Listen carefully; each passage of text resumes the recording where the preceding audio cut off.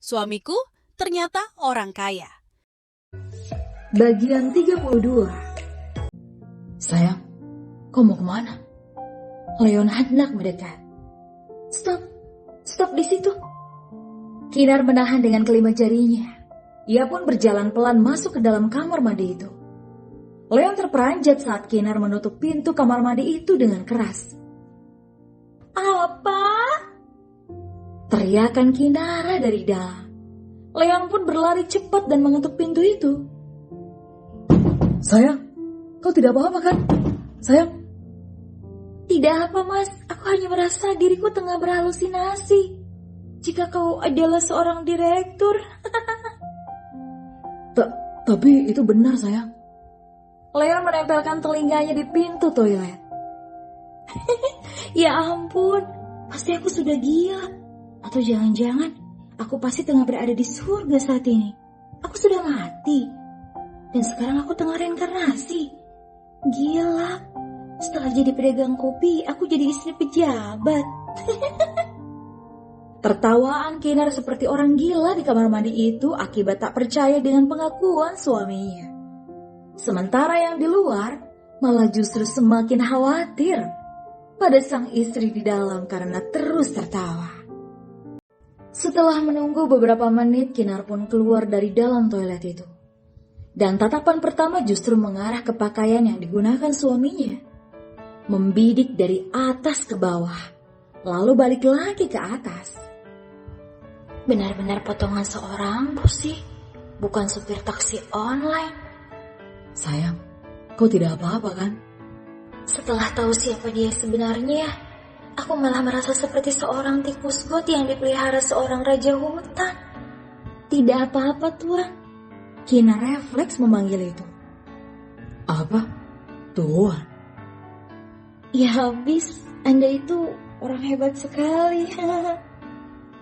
Berdosa sekali wahai kalian para warga. Bisa-bisanya menikahi seorang presiden dengan wanita sepertiku. Kok jadi manggil Anda sih, sayang? Memang seperti itu harusnya. Saya memanggil Anda tuan. Kinar merasa semakin ciut, sementara Leon hanya terkekeh. Belum lagi saat mengingat dirinya sudah membuat Tara menjalani hidup sederhana di rumahnya. Tolong jangan hukum saya tuan. Hukum? Hukum apa? Hukum karena para warga sudah menikahkan Anda dengan saya. Belum lagi saya pernah menjejalkan kerang hijau ke mulut Anda. Pantas saja ini sampai muntah-muntah. Tuan, aku pasti dihukum gantung setelah ini. Apa? Hei sayang. Leon mendekat, namun Kinar malah memundurkan langkahnya. Anda orang hebat. Saya hanya orang rendahan. Ibarat keju dengan singkong. Kalau kentang jauh lebih baik. Ini saya singkong tuan. Singkong sama keju mana cocok? Leon pun meraih lengan Kinar lalu menariknya seraya menangkap gadis itu. Siapa bilang kau singkong dan aku keju? Perumpamaan dari mana itu? Perumpamaan dari pemikiranku saja. Intinya saya tidak pantas saja. Panggilan sayangmu? Apa? Panggilan sayangmu? Tidaklah pantas saya memanggil Anda dengan sebutan itu tuh.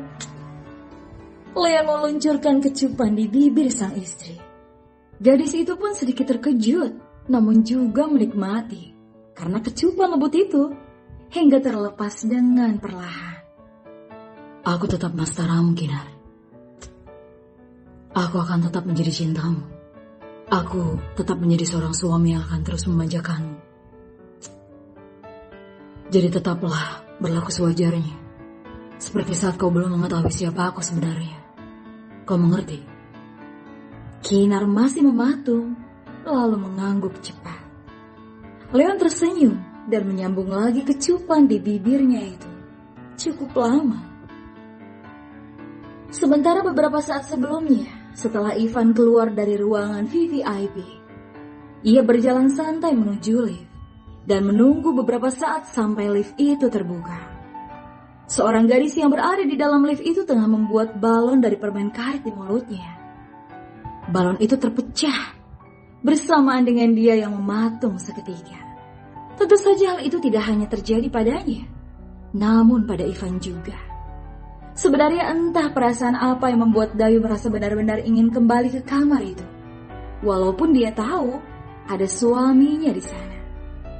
Namun hatinya seolah tertarik untuk membuat dia kembali naik ke lantai atas, tempat Kinar dirawat. Oh, hai, Dedar. Dok.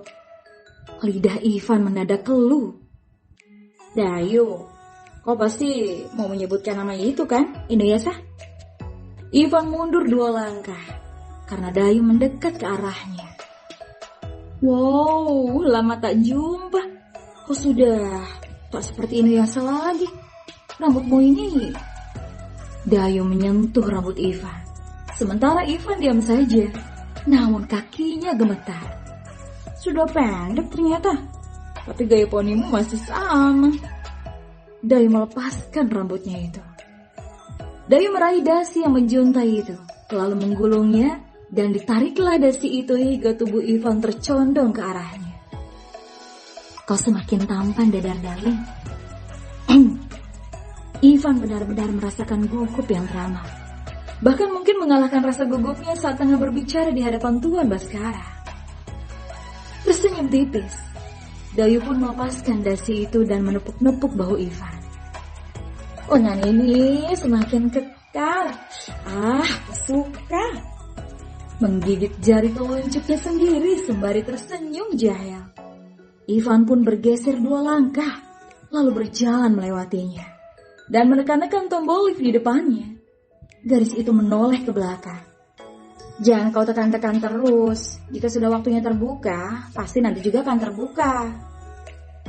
Mundur, seru Ivan yang sudah semakin tak karuan karena Dayu kembali mendekatinya.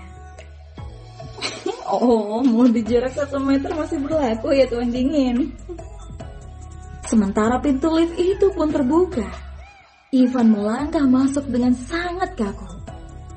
Sampai bertemu lagi, Dedar darling. Dayu tersenyum tipis. Sementara Ivan hanya diam saja melanjutkan langkahnya masuk ke dalam lift itu, hingga lift itu pun tertutup. Aku bertemu lagi dengannya. Mata Dayu mulai berkaca-kaca. Akhirnya aku bisa menangis lagi setelah terakhir kali saat aku menangis selama berhari-hari karena dia pergi. Dia pergi begitu saja tanpa pesan. Ia mengusap air matanya yang tiba-tiba menetes. Dayu. Ia menghentakkan kakinya, lalu berlari menuju pintu tangga darurat dan memutuskan untuk menangis di sana sendirian. Dayu duduk di salah satu anak tangga sambil memeluk lututnya dengan bahu yang bergetar.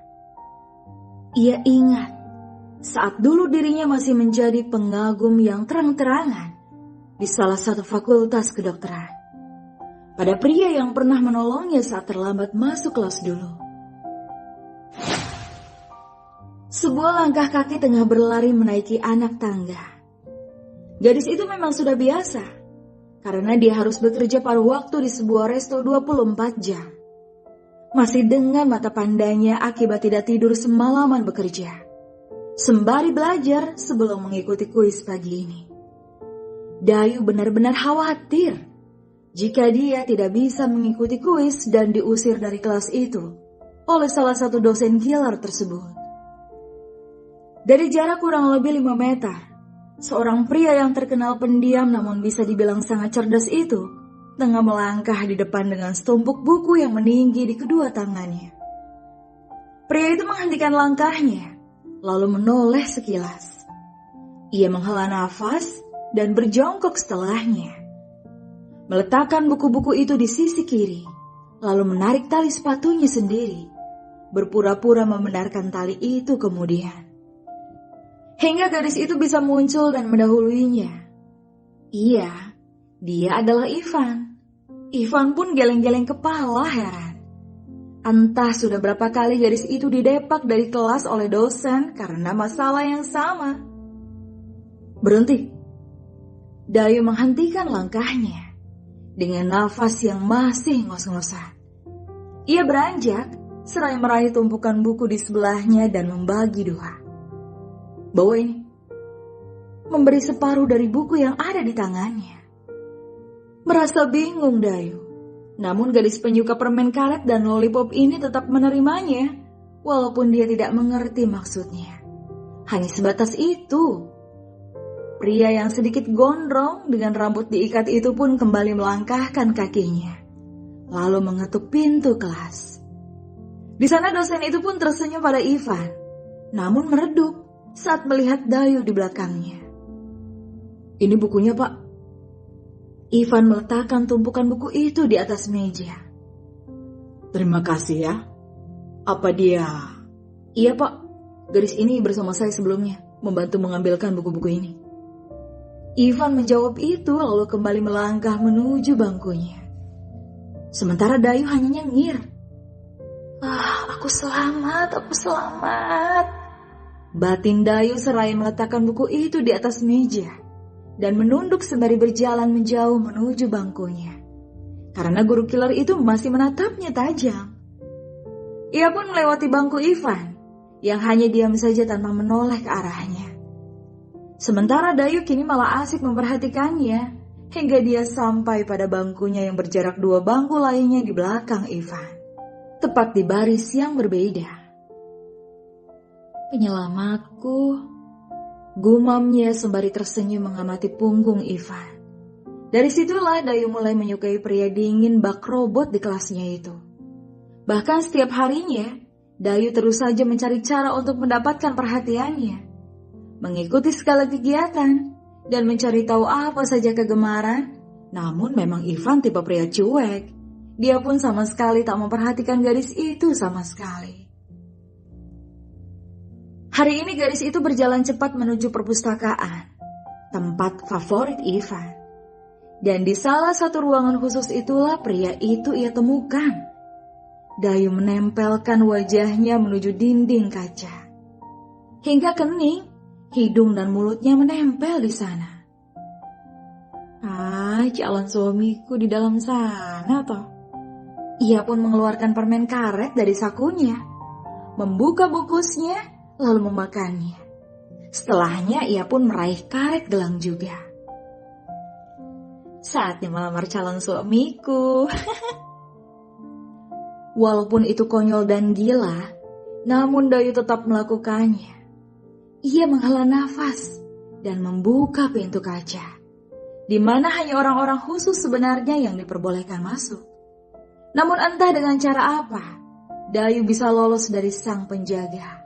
Ia pun masuk ke ruangan tersebut. Heran sekali ya, ini kampus sampai ada ruang belajar khusus untuk anak yang IPK-nya tinggi-tinggi.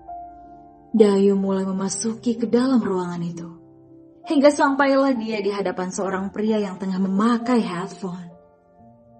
Dayu tersenyum dengan satu tangan dan karet gelang di telapak tangan yang terangkat. Bismillah. Dayu hendak mendekati Ivan.